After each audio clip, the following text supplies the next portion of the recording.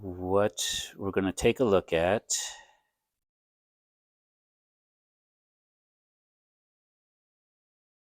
not 8. Oh, that's next. This is the one.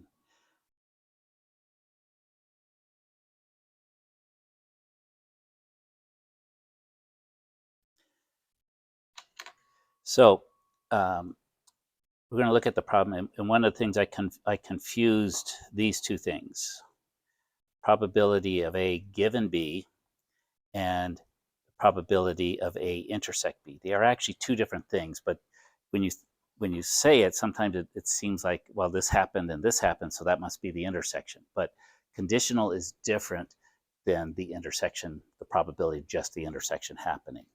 Okay, and the reason is this intersection of A and B follows this path rather than the other path. So um, it was this particular problem, and I think as I listened to it, I highlighted that this word if made it a conditional. That was correct. I should have followed through. So this conditional is a 28% chance. So when I set things up, the conditional is actually over here, the condition that they work given that they went to college. I treated it as if it was the intersection. Okay, so this part is, I put it in really the wrong place. What I should have done is had 28% is equal to the probability that they work and intersect with college, which we don't know. They gave us a conditional if this happens, divided by the probability that they went to college, which is 63%. And then when we do the math, we multiply both sides by 63%. Right? So that cancels. We get 63% over here, multiply them as decimals, and so you get 0.63 times 0.28, not 0.28 divided by 0.63. So I end up with the wrong answer there. And if you look, and that's one of the reasons why I keep the commercial ones in there, where they actually go through the solutions. You can always find if I made an error. And so we come up with, if you look over there, you get 0.63 times 0.28. And this gives us that the probability of the intersection is actually 17.64%. And so that's what should be in here, not 28%. If you were to take 17.64 divided by 63, then you get the 28. Okay, so it's just keeping clear that the intersection is not the conditional. Conditional, remember, conditional is narrowing things down so that nothing else exists except that particular event. So we're just, that event becomes 100%. So there are different types of, the percentages mean different things. Whereas this percentage is based on not having a conditional, just anything could have happened. Okay, so but that's sort of one of those ones that's hard to pick up. But we'll go through it a little bit, but hopefully that doesn't throw anyone too far off. But yeah, okay. So now we're going to pick up on independence, and then we're going to jump back over to the tree diagrams, which is really kind of a review of what we did, and we're going to get it into a formula that will help us deal with some things that are become very complex. Okay, so here's the idea with the independence. We talked about that an independent event means that it happens, that something else doesn't influence it. It's going to happen sort of in the same way. So if I roll a die, the probability of getting a 5 is the same regardless if I flip the coin and whether I get a heads or tails. Those are two different things and they don't influence each other. Okay, but we talked about things that might influence each other, such as advertising. So we had this advertising example, and we compared. Friday or Wednesday, we found that the probability that they bought the game, given that they saw the ad, remember B was they saw the ad, A was they bought the game, was 20%, but somebody who bought the game but didn't see the ad had a 10% chance. Okay, so it seems like the ad had some effect on on whether the ad was purchased or not. That's kind of what's going to go on. But we're also going to compare it with the unconditional probability of A. Okay, does that change? Does the probability of A happen depending upon a conditional? If it does change, then it's not independent of B. If it doesn't change, then it's independent. Okay, so here's a way of thinking of it. So if the probability of A given B is greater than just the probability of A alone, then it's not going to be deep. It's going to depend on it. It's not independent. And that's exactly what happened, because in our calculations, if we knew B had happened, that they had seen the ad, they had a 20% chance. Whereas if we take all the numbers that we were given, just the probability of A happening alone without any other information was about 11%. So the probability changed because B happened. They saw the ad. So that changed that probability. It's not independent. The same thing could have happened if the probability was less. It could have been a disgusting ad and they said, no, I'm never going to buy that thing. So it could influence it the other way. That also is not independent. It is dependent. They saw this thing and then they decided not to buy it ever again. Okay. What we're talking about independence is they saw the ad, but it made no effect. It did not change their buying habits in this case. So whether they saw the ad or not, the probability remained the same. That's independence. We saw that in that situation that didn't occur, right? But those are the three things that could happen. Having the event happen could either increase or decrease the probability. Those two are dependent, not independent. The only time it's dependent is when the probabilities do not change because of something happening. Okay. And so then, and what's independent? A is independent from B, if this happens, if we have them equal. Well, if we have them equal, there's another thing that happens. Because we've got this formula, right? We're saying that the probability is equal to the probability of A given B. Well, we know the probability of A given B has a formula. That's the probability of A intersect B divided by the probability of B. And again, if we do a little algebra, so we multiply it by the probability of B, multiply this side by the probability of B, and kind of forget about this middle piece, what we get is that the probability of the intersection is equal to the probability of A times B. Now, this doesn't always happen. It only happens when they're independent. So again, another misconception I had, I would do it all the time because that was real easy. Oh, just take them and multiply it. You always get it. Only if they're independent. Okay. And some of our problems, they'll tell us these two are independent. And if we know they're independent, now we can use this formula. But if they're dependent, we can't because there's something else going on in there. The probabilities are actually changing. So we get this nice, easy to apply formula as long as they're independent. And if you're like me, I really liked independent events because the calculations were really easy. If they're not independent, then we've got to go through the tree diagram and do all this other stuff. Okay. But this is just basically setting us up.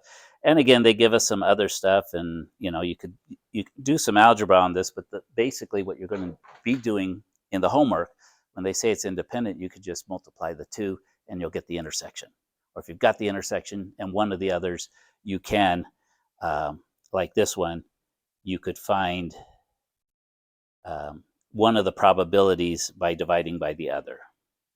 Okay, so it gives you a lot of algebra that you can do to solve things. Okay, so let's take a look again, more and more. But basically, it comes down. This is just kind of repeating it. I left some of this stuff in so you have a little bit more verbiage. But the probability of the intersection of the two will be equal to the probability of just the two multiplied together. Again, only if they're independent. Does that make kind of clear? So we'll look at an example, testing for independence first of all. So if we can figure out one of these or something, but as long as the two, if we can multiply the two and that's equal to the intersection, that sort of proves it, right? If these two things are equal, because we've got that formula.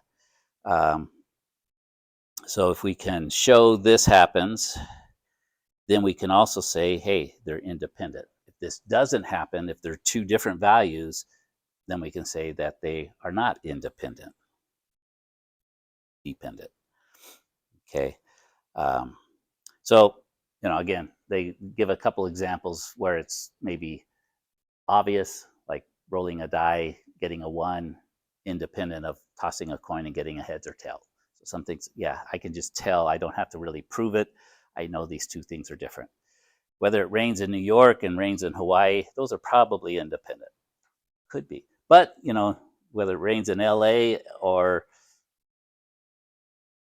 what's west side of Glendale, those might actually be related. There's a lot of distance, but there's still enough. If it's heavy rain, we may still get some rain over in Glendale because of the events that are happening. So those might not be independent. We might need to test it. So again, rolling the red die is even, is one event. So the probability of A happening, we're rolling 2 die. The red die is even. So it's either a 2, what are even number? 2, 4, or 6. Okay, so there's 3 even numbers. And remember, when we're rolling 2 dice, there's 36 different possibilities. So we'd have to look at that. We could count them. We would see there's 18 pairs of numbers where the red die was even. Okay, so that gives us a 1/2 probability. The second event is that the dice have the same parity, which means they're either both even or both odd. That will, again, we would look at our setup. They're either both even, both odd. That happens 18 times out of the 36.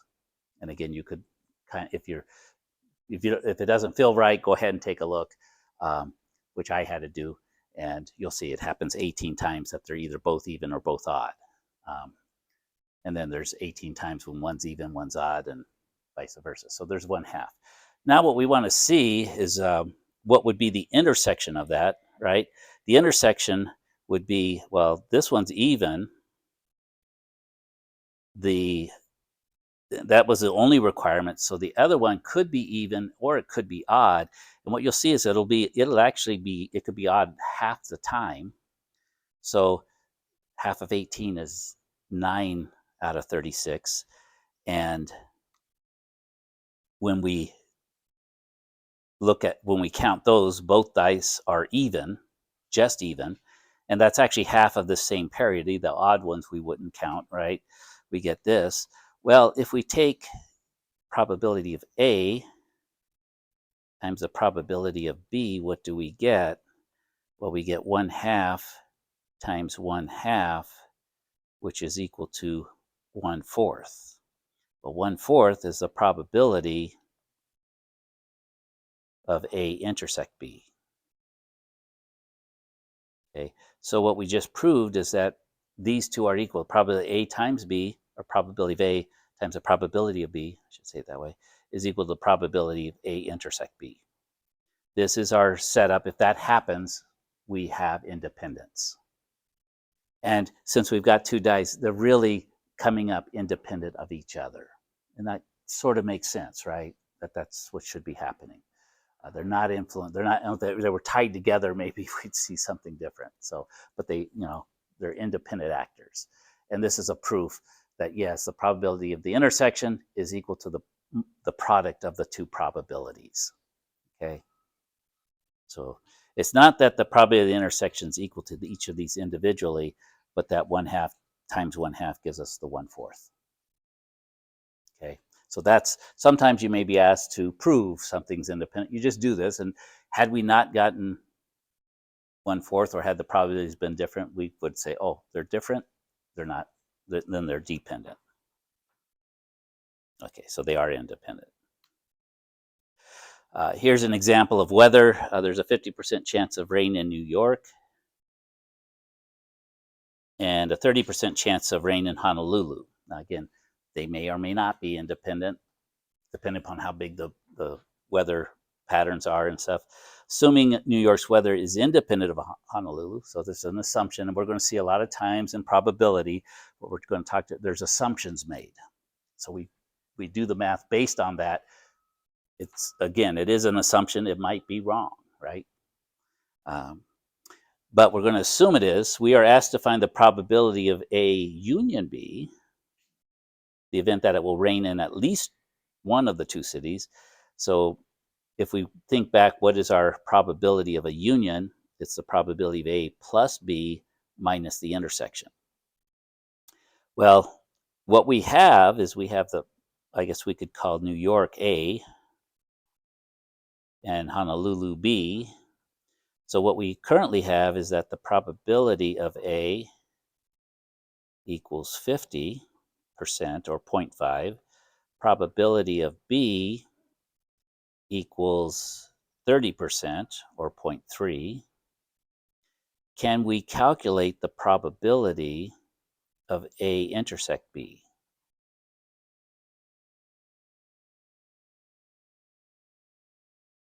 Yes? No? Maybe? Any votes? We can, right? Why can we do it? They told us it was independent.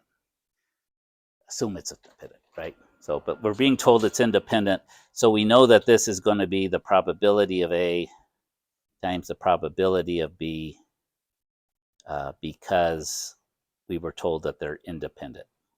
Okay, so we're going to take 0.5 times 0.3, and that'll give us 0.15. Did I do that right? I think so. 0.15.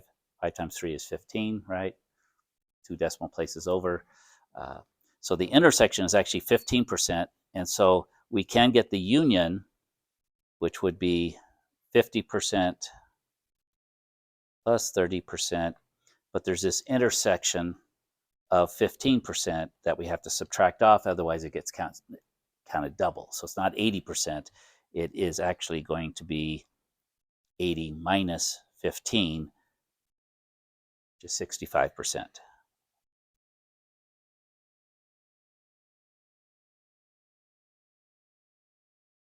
Okay, does that make sense?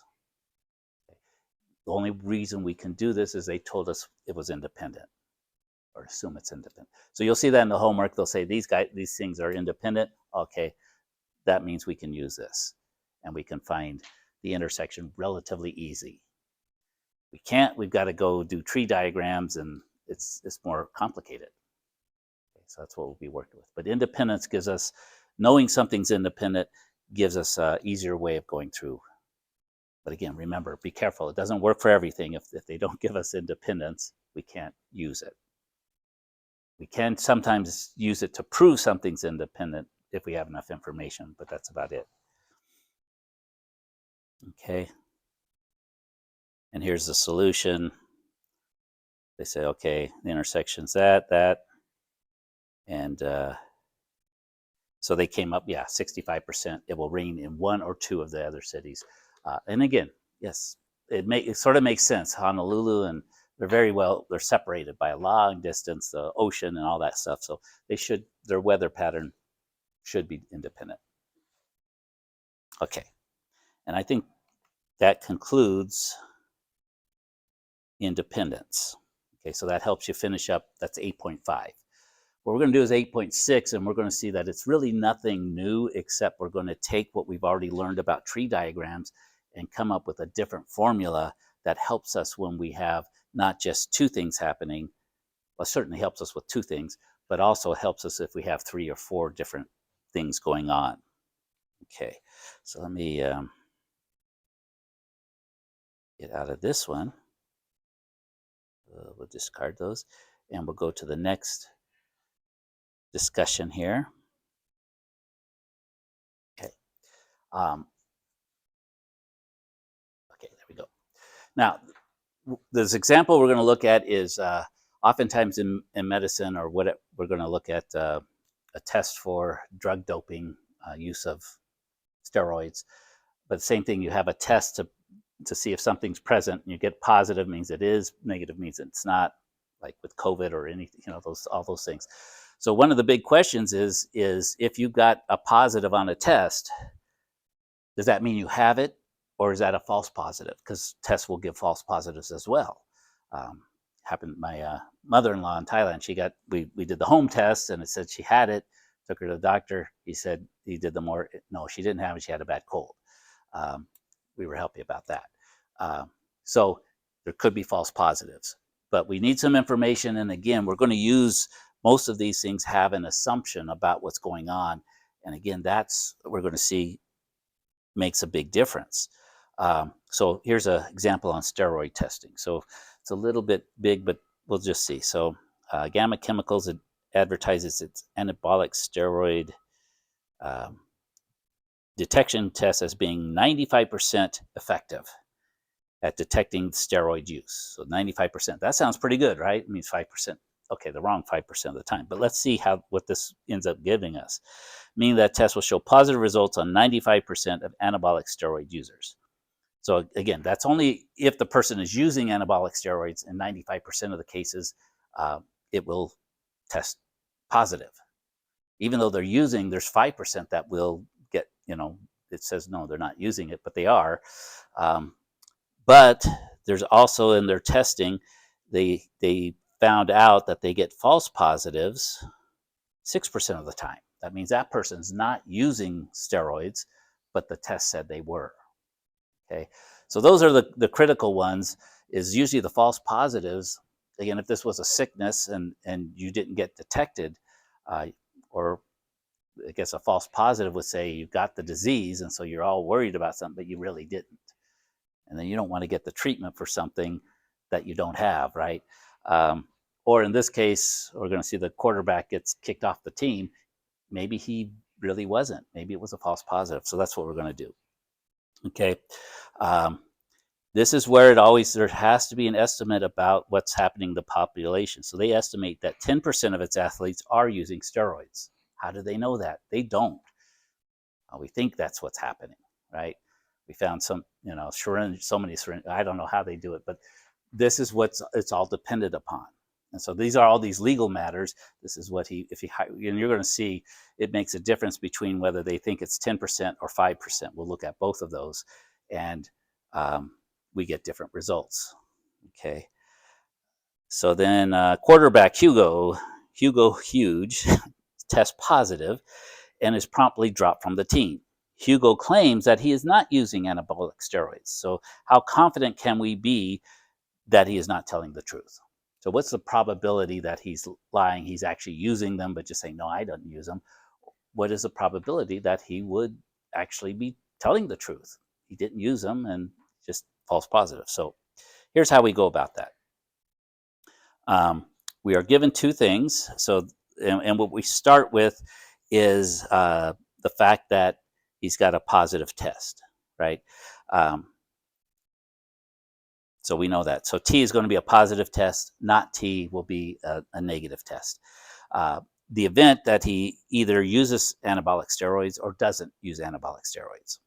And I can't remember where let's see. Okay, let's do this. So the probability that he tests positive, given that he's using anabolic steroids, is 95%. That's from the drug manufacturer's testing. The probability that he tests positive but is not using is a 6%. So we might think, oh, that's a small probability and stuff, but we're going to, we got to put all this together. The probability that he would be using anabolic steroids is 10%. Now, remember, that comes from an assumption. The university assumes that to be true. It's not tested because we don't know. I mean, that's what we're trying to find out, right? And so the probability, I guess, let's go here. We could also calculate that the probability that he is not using is 90%. Okay, and this is the important thing. This assumption will all determine it. And so what we do is with this tree, they'll do it on the next slide too, is we first of all break these groups down into uh, anabolic steroid use or not using it. So we've got 10% here and 90% here. And again, this is the part that in mathematics, I don't believe this because this was just on an assumption, but we've got to go somewhere, and this gives us some sort of baseline.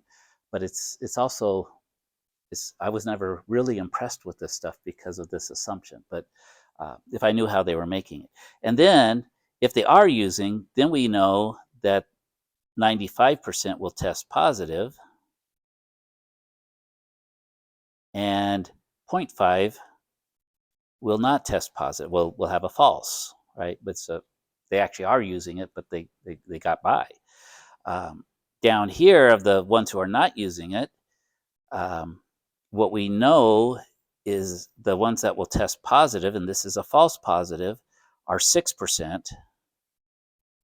And then again, we use our probability that if 6% don't, the others must be 100 minus that, so that's 94% are down here. Would test negative, and they're not using it. So the thing is now we've got to figure out, is Hugo here, he tested positive but not using, or is he here, he tested positive but is using? And remember, those are the intersections. Over these are all the probability of A intersect T. This down here is the probability of actually A not intersect T. But these are all the ways a positive test could have got there. We remember, hopefully, from yesterday, we can calculate these probabilities by following along the tree diagram.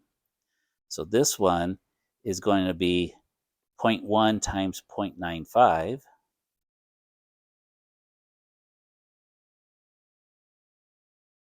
And this one is going to be 0.9 times 0.06. 0.9 times 0.06. This one up here I can do relatively easy because that just moves the decimal. It's going to be 9.5%. That's the probability that that happened. Out of the whole group, remember, this is now looking at without conditions, if we didn't have the condition out, because we really don't know. We're trying to figure it out, right? Down here, 0.9 times 0.06. Could someone help me with that one? This 6 times 9 is 56, 54.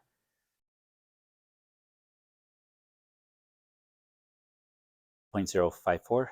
Okay. And so those are the whole probabilities. And so this is kind of what we're going to call as Bayes' theorem. So we know now, we're kind of going backwards. We know he tested positive. We know he tested positive. So we're going to add these two together. He's in one of these two groups, is what we know.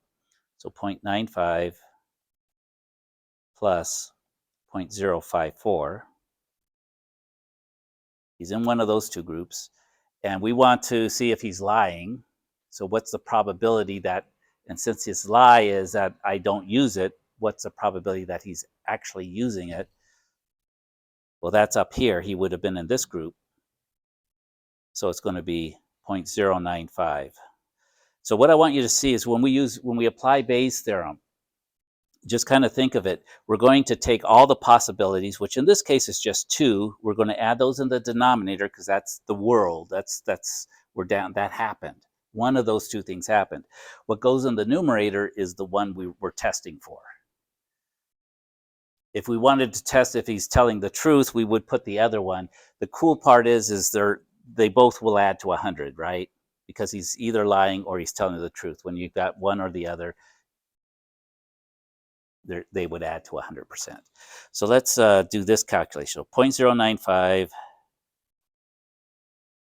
divided by, what's this is 0.149. I think I got that right.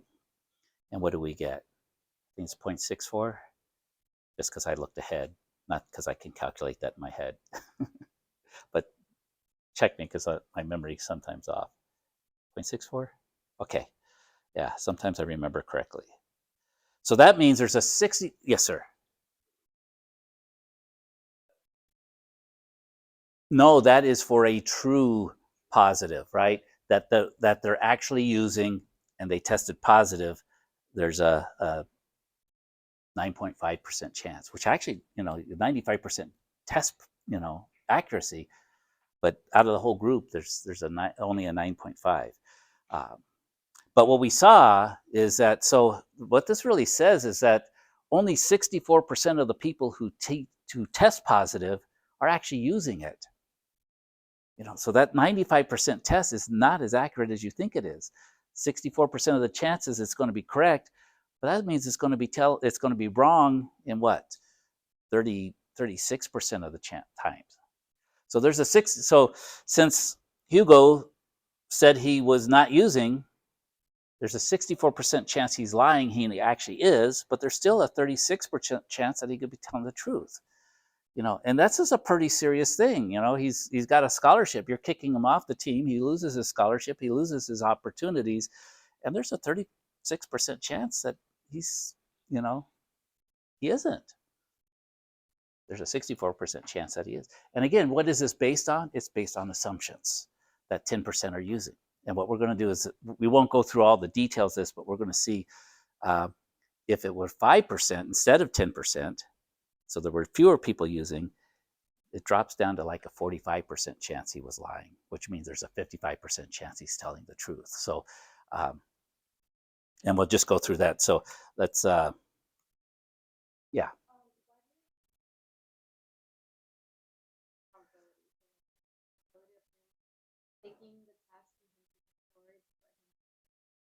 Because he didn't, we know he got a positive. You could, now there'll be, I think, a slide, this next slide will have all those possibilities. So you can also, if the question were different, we might use one of those. What's the probability of getting a negative test, but actually using it? So those are oftentimes, like if we were testing for breast cancer or prostate cancer or whatever kind of cancer, a 95%. What we're really worried about is that I tested negative, but I really have it and I need to get some treatment, right? That's what, if I test positive, usually, and it's wrong and I don't have it, usually they'll do it a second time, or they'll do a little bit before they start cutting me to pieces. Hopefully we go get second opinion and hopefully they find it. But the problem is I go home and I think I'm just fine, and I'm not. I've got something growing inside me, and I really need to get some treatment, right? So those false positives, and again, we go off this 95%, accuracy, but it's only accurate for those. And when we look at all the probabilities, there's a large number of people who are getting false positives and such. So we kind of went through all of this, but so this is where they start. So we start with the unconditional probability, but again, remember this 10% is an assumption. So this is 90%. And then this is what we did, is you could draw the table, sort of what we did, and you can calculate all of these. Again, we were only interested in this one where he tested positive, because that's the conditional. We know he tested positive. So now we got to go backwards. So we weren't so interested in the ones where we got a negative test. Again, that might come into the picture depending upon the question. Okay. But either way, if we go with the negative test, we would add these together, and then whatever in the numerator is what we're trying to find, either the 0.05, 0.005, or the 0.004. So again, this one is actually more problematic if it was a medical condition. It's only a 0.5%, but again, sometimes those are done on large amounts, so it's still a large number of people who think they have no problem who actually do.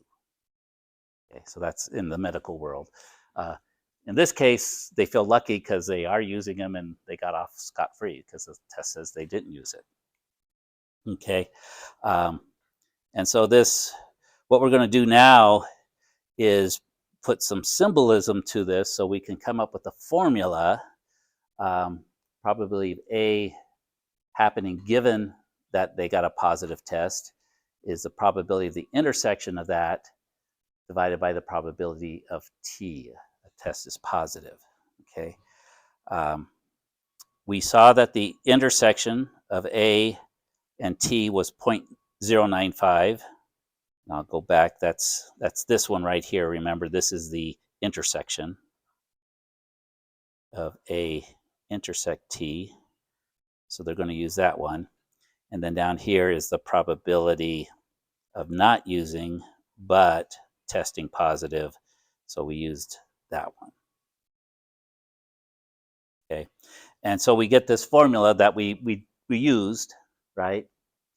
And so Bayes' theorem follows from this, the 64%, and I'll just kind of let them go, is that so switching this is the probability of T given A times the probability of A, right? So we can replace this with this probability, and we can replace this with this probability that they got a positive test given that they're using anabolic steroids. Probably the tested positive given that they're not using is down here. And so we can transform this question, again, switching it from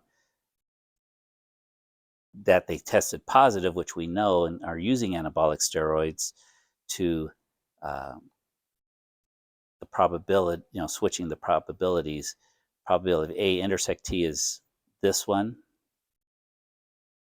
And then the probability of T, as we're going to see, is the sum of the two parts.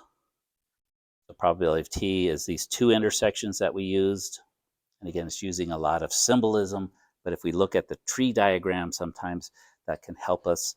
And so it all leads us up to this Bayes' theorem, which we're going to see. We'll do one example where it's actually, once we start using the theorem itself, it's actually easier. It can be easier to apply than the tree diagram. Okay, so what it's saying is a probability of testing positive given that they use anabolic steroids times the probability that they're using the anabolic steroids. We can calculate that, and we can calculate these two. And again, it allows a calculation, but typically this probability of testing positive, or actually in this case, the anabolic steroid use was an assumption.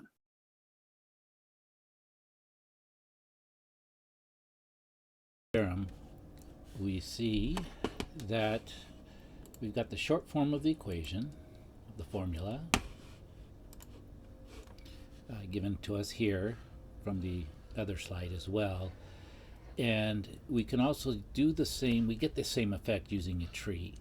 So the tree is following along these branches, starting with, generally we'll start with the one that's non-conditional, so probability of A. And again, in the previous ones, that was an assumption made.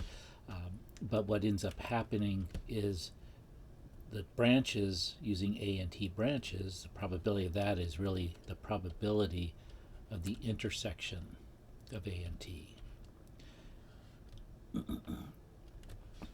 And what we get at the bottom parts is also probabilities of intersections, but since we're using a conditional, we have a reduced sort of total that everything is out of. So this is a probability of T intersect A. I guess we could write it in A intersect T, changing the order, plus the probability of T intersect not A. And we look at the formulas, that's what each of these gives us. So we're going to take a look at a few examples. We'll maybe use this formula where it's easier, or maybe go ahead and use the tree diagrams to set things up where that might be easier. And we'll look at one where we'll do both. So here's an example. Let's calculate the probability that an athlete from example 1 who tests positive, so that's a given, is actually using steroids. If only 5% of ESU athletes are using steroids, only 5%. Okay, so in this case, we could use the formula. These are the probabilities we are given, And since we're looking for that they tested positive and they are using steroids, right? Tested positive and they're using steroids. The given was T. What is the probability that they're using steroids given that they tested positive? So notice this is backwards from all these others. Well, that's going to be, sometimes the bottom is easier to fill in because it's going to be these conditionals times these probabilities. So I'll just go ahead and do this first one. Probability of T given A times the probability of A. And in the denominator, well, the second part of the denominator will have the probability of T given not A times the probability of not A, or A prime, sometimes they call it that. In deciding what's in the numerator, which one of these two do we want? Well, we want the probability that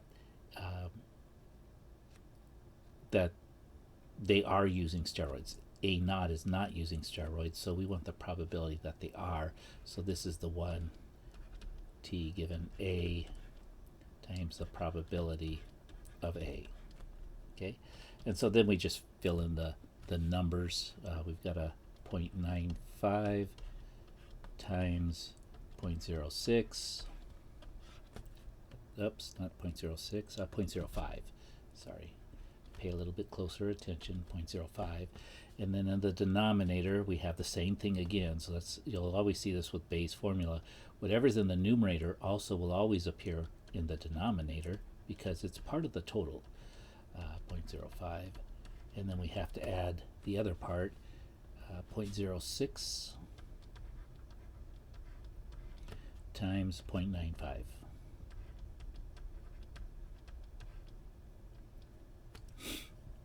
Okay, and we put all of this into the calculator, and I think it'll show up here. What we end up getting, this is what we did, we get 45%.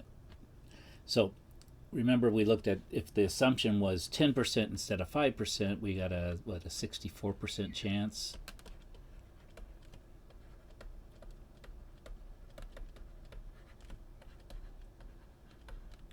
And assuming a 5% chance, we only have a 45% chance that this is happening.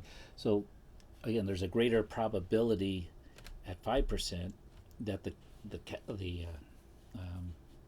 quarterback was actually telling the truth. He tested positive, but he's not using it. There's a greater probability that he was lying if it's at 10%. And again, if we could probably go with this pattern. Had it been 15%, there's even a more likelihood. So either way, we can use this sort of reasoning to say, hey, if this is just an assumption, this is a major difference, for, say, a lawyer who's has the quarterback as a client, and they could say, how do they know it's 10%? Maybe it's 5%. Maybe it's only 2%. Maybe it's a lesser problem. And then this testing situation is actually very different. Okay, so Bayes' formula can help with these type of things where there's a test for positive or negative, using or not using, and as long as we know these probabilities. Okay, we can we've seen this, the short form. The long form, we're going to build off of this. So we've been using this as the short form, right? And that works great if we've partitioned it into using steroids or not using steroids. So there's just two options here. Whatever the option is, either one's happening or not. So it's a partition of two pieces. And so our denominator has these two pieces in it, but there's situation where there's maybe more than two, maybe three, maybe four. We're going to stop at three, but that's the expanded form. That's sort of the larger one, is when we have a situation where there's actually three partitions. So this might be age categories, younger, middle-aged, elderly. something like that, or specific age groups. Could also be used in insurance situations where maybe it's the we're looking at probability of an accident, and we have some issue. We have a minor accident here, maybe a middle-sized accident, whatever that is. We define it with some dollar amounts, and then over here is like a catastrophic. The car is totaled. So there's three different categories of accidents that we're looking at, something like that. So this is going to be Bayes' formula, and what we're going to see is the formula is really the same. It's just that the denominator is now going to have three pieces, and the numerator still will only have one, because we're looking what's the probability of, say, one of these things happen, given that the test turned out a certain way. So let's go ahead and look at that. So all it's done is it says, okay, we want the probability of whatever A1 event happened, given that the test was positive in this case. Notice how it switches it here with the formula. It's changing what is the conditional probability of A given, not probability, that's positive, given that A happened. And we notice that basically whatever's in the numerator also appears in the denominator, but in this situation there are two additional partitions in that sample space, so we have to calculate that total. So let's look at one example like that, and that takes us to the end. So here we've got a survey that's conducted by the Bureau of Labor Statistics. Approximately 20% of high school graduating class went to a 2-year college, 43% went to a 4-year college, and 37% did not go to college. So our partitions are our sample space: a 2-year, 4-year, and no college.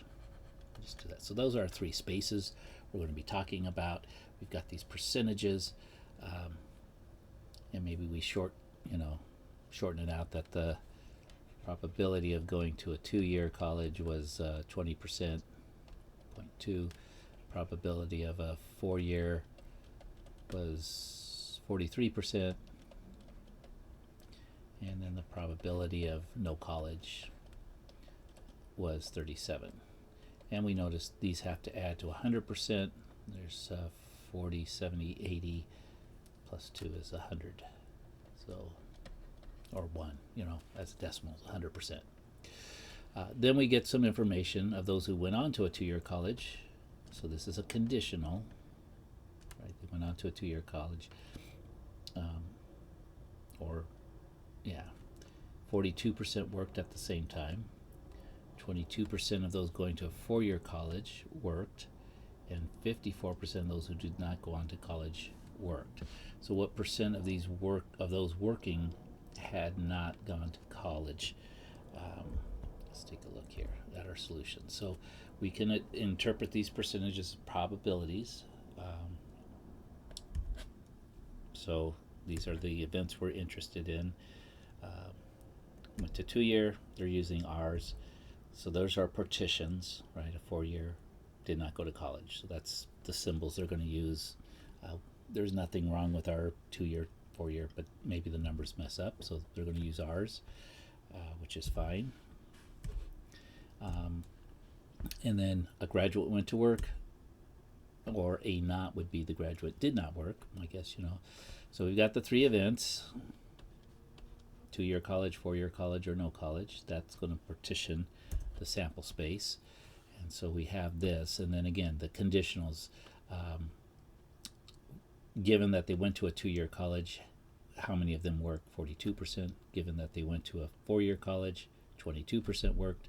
And given that they didn't go to college, 54%. So we can do this with a tree diagram. And the way we do it is we try to work with the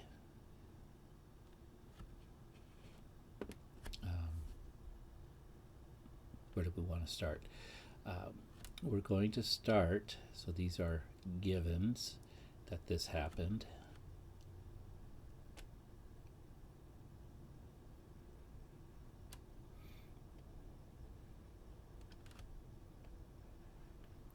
we start with the ones that are not conditionals. So this will be R1, this will be R2, and this will be R3. So you can see it gets a little messier with 3. So this is 20%, 0.2, this is going to be 0.43%, and then this is going to be 0.37. I'll put it down here. Okay. And then now with the conditional, given that R1 happened, given that they went to a 2-year college, they either worked or they didn't work. So they worked or they didn't work. And we're told that 42% did work, and we may not need the amount that didn't work, but we could put it here. It's going to be 1 minus 0.42, so that's going to be 58%. These two always have to add to 1. R2, again, they either worked or they didn't work, and that percentage is down here is 0.22 that worked, and down here it's going to be the opposite, they complement, so that's 78%. And then down here we could set up our tree.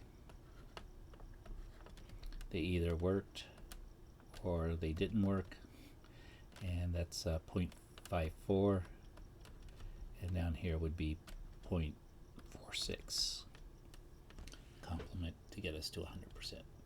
And then what we do is to get these what we are interested in. What was the question? Come back here.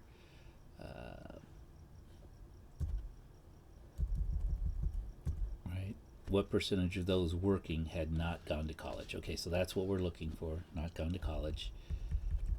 Come back, not gone to college. Those working had not gone to college. So we're really interested in this route here. Let's change colors on that. So this route going here and then up to here. So we're going to have in our numerator 0.37 times 0.54.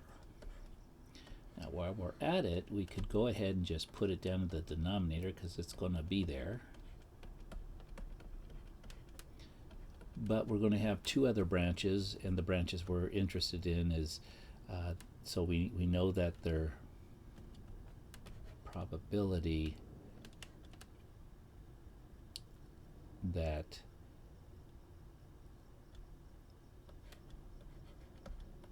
someone is working, given that they're working, that they didn't go to college. Okay, so it's kind of, again, always backwards of what they're giving us here. And we'll do this with the formula as well. So we're also going to look at this branch and this branch. So we're going to have 0.43 times 0.22. So that's this branch here. And then we're going to add, these are all multiplied, this 0.2 times 0.42. So the tree diagram, again, what way we set this up is we start with the non-conditional probabilities that we were given. These conditionals branch off of the non-conditionals, right?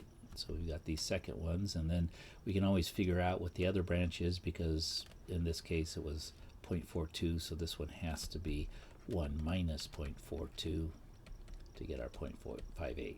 So this is how we can set up a tree diagram. And then in this case, the expanded one, there's 3 partitions, and we can do this calculation.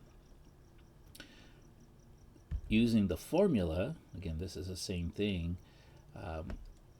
We just pull up the formula, which is kind of, again, we're looking for the probability that given that they are working, that they didn't go to college. So that's what the question was. So we set that up. Notice this is in the numerator and it's in the denominator in one of the places. And then you've got the other 2 partitions in here as well being added. All this is added together. So what we know is, if we know somebody's working, Of those who are working, 53% of them are not going to college. So that means, again, we could also imply that 47%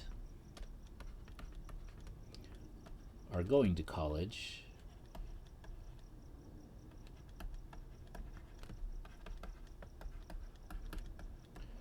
but we don't, and those are split between 2-year, 3-year. We could do this again, and again, what all that would change is if we wanted to find the 4-year, which is this one in the middle, we would take this part out and put this one up there, and we'd get what the percent of 4 years. So it's very versatile once you get used to using it. And again, you have two ways. You can go with the tree diagram, setting it up, or you could just sort of remember the formula and then bring it together and just get what you're trying to get at. So 53% of those working did not go to college. So that's our final thing. I thought I deleted this. I kind of copied it over here. Anyway, this is where our last slide. Thank you so much, and you're ready for the homework now.